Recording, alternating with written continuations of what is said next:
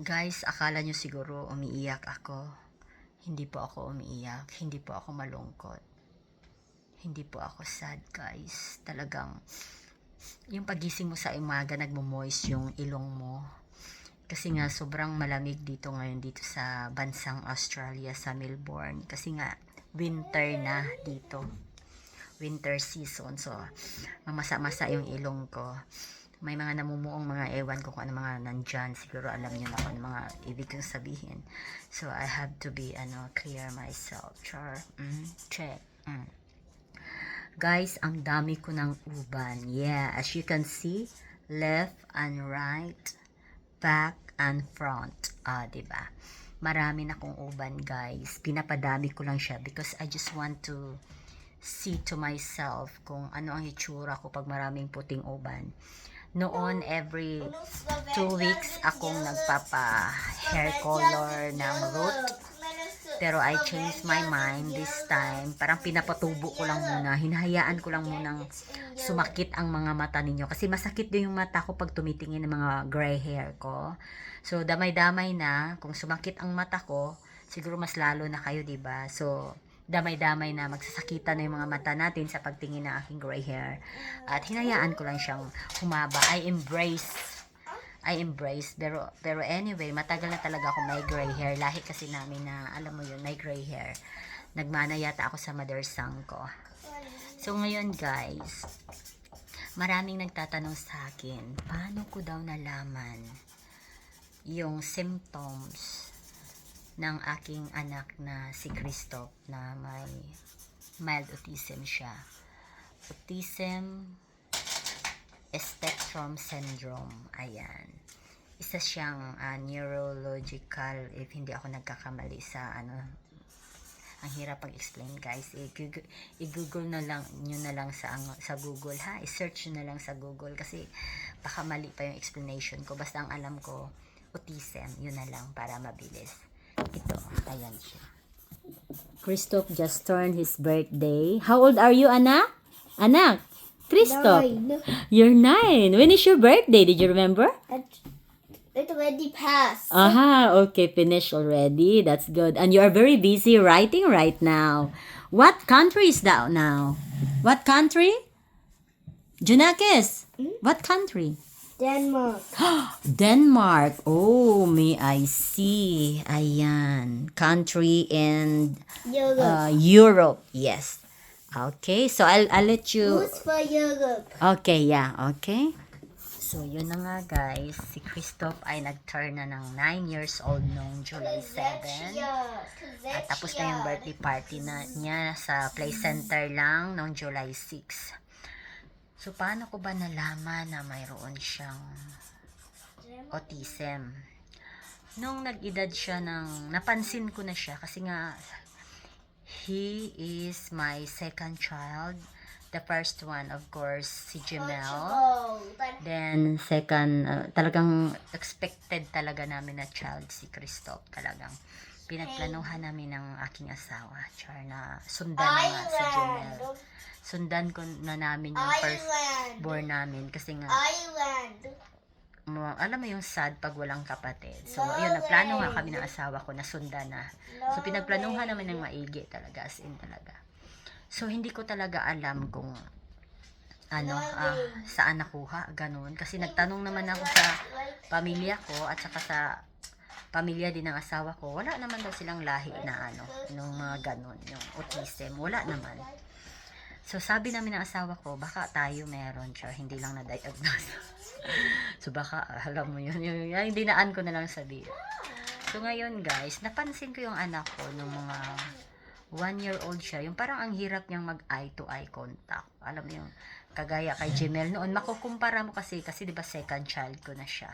So, sobrang makukumpara mo na talaga. Then, at the age of 2 years old, talagang pag pumupunta ako sa party, dinadala ko siya ng mga kids party, ay talagang napapansin ko siya na hindi siya nakikipag-socialize.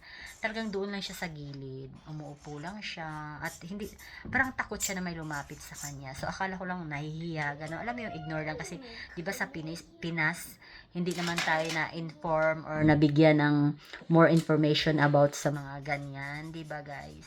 So, binaliwala ko lang kasi akala ko baka mahiyain yung anak ko, ganon. Baka iba siya kay Jemel, ganon. Kasi si Jemel kasi at the age of 2, napaka-sociable kasi ni Jemel at napaka-talkative niya. Kahit bulol-bulol siya, talagang carry ni Jemel yung socializing. So, si Christoph naman, sa edad niyang 3 years old, siguro yung ano lang niya is words lang na nabanggit niya is 4 words. Alam mo yun? Yung parang, sabi ko, teka, parang na-alarma na yung aking brain. Alam mo yun? So, nag-google ako, sabi ko, symptoms ng autism, ganon.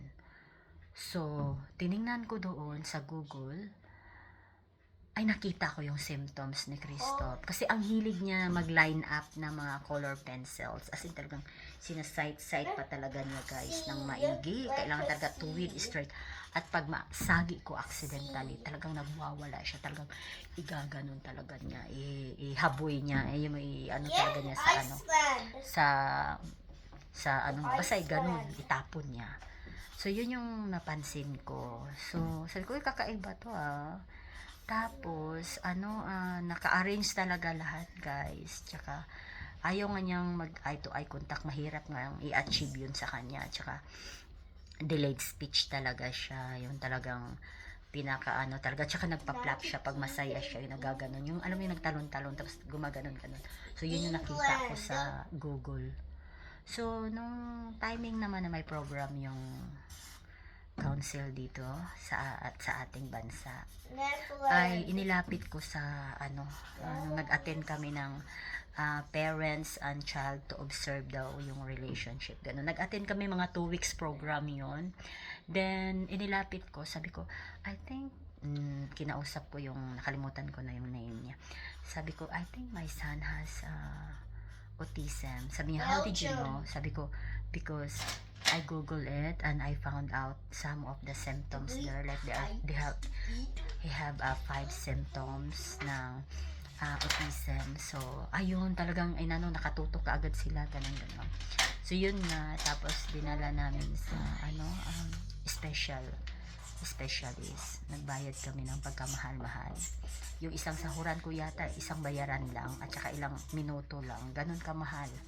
So, yun lang. Okay lang sa akin. May peace of mind na ako. At least, na-diagnose siya. So, yun nga. Kaya pala. So, sabi nga, bakit hindi mo kaagad dinala? Sabi kasi ng mga kaibigan ko na normal lang yan. Kasi yung anak nga nila nakapagsalita. Alam mo yung kulang tayo ng knowledge or information sa mga ganyan. So, binaliwala ko lang noon kasi akala ko normal lang or baka mahihain lang o talagang delayed speech lang kasi may mga ganun sa atin.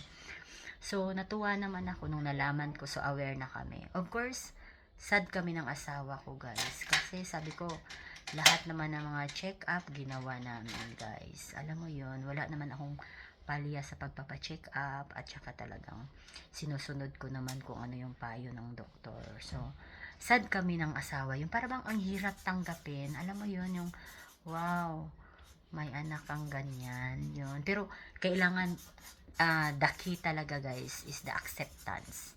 So ako talaga tinanggap ko kaagad. Alam mo yun, sabi ko wala na tayong magagawa. May rason si God kung bakit na binigay niya sa atin to.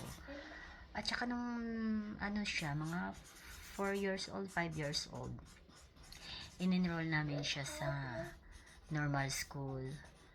At may pumupunta ditong speech therapist sa bahay. Once a week pumupunta or twice a week, di ko na maalala. Pero every week yata may pumupunta talaga dito sa bahay. Chine-check nga yung anak ko, tinuturuan na mag-toilet training. Na-achieve naman namin, sobrang tagal nga ng toilet training guys. Sobrang tagal talaga ma-achieve. Dahil nga sa kalagayan niya. So ngayon guys, ayun, tiyaga lang talaga. Sobrang mahaba lang talaga ang pasensya mo pag may anak kang ganyan. Minsan naubusan ako ng pasensya, pero kailangan talagang habaan no? Kailangan mo unawain sila, intindihin sila, kasi ang hirap kasi nilang maglabas ng sama ng loob, especially noon si Christoph, ang tagal niyang nakapagsalita talaga.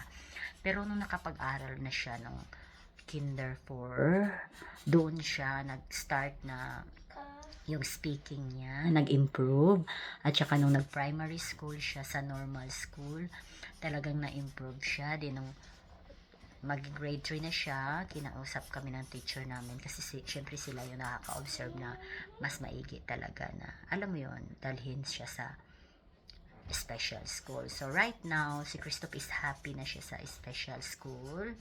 Sobrang masaya siya. Kasi nga, siguro na ano niya doon na belong siya.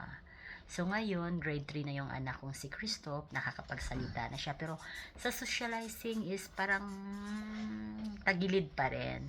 Pero pag lagi na yung nakikita niyang pumupunta ng mga kids or mga mama sa bahay namin, ay malapit na yung loob niya. Nagpapansin na siya, hinahag na niya, kinikis na niya. So, yun lang. Pero, lagi pa rin siya nagkaka-tantrum. Pero, at least this time, nahahandle ko na siya. Alam ko na ang gagawin. Alam mo yung hindi mo siya iti-trigger. At kung na-trigger man siya, may nakapag-trigger sa kanya, sa galit niya, wag mo siyang patulan talaga. Kasi wala talagang saysay pag patulan mo. Kahit yung sinasabihan ko yung asawa ko, anak ko, just leave him alone, let it be. Kasi pag nagkaka-tantrum siya or galit siya, hinahayaan ko lang muna yung ibuhos yung galit niya. Kasi the more kasi na i-approach mo siya, the more siyang magagalit, manggagalaiti. So, ang ginagawa ko, minsan nagtatago siya sa room, din lalabas na siya, calm down na siya. So, yun. So, sa mga nanay dyan na may mga special kids, hindi talaga biro, talagang sobra talagang, pero wala tayong magagawa. Maybe God has a reason why He gave us a son na ganito. Kaya, I'm still thankful kasi na-diagnose siya ng level 2 with high functional independent. Christoph, say hi to mommy. Hi, Mommy. I'm making a video, anak. You finish now what writing? No, not yet. So, every month yata iba-iba yung interest ni Christoph. Alam mo, marami talaga.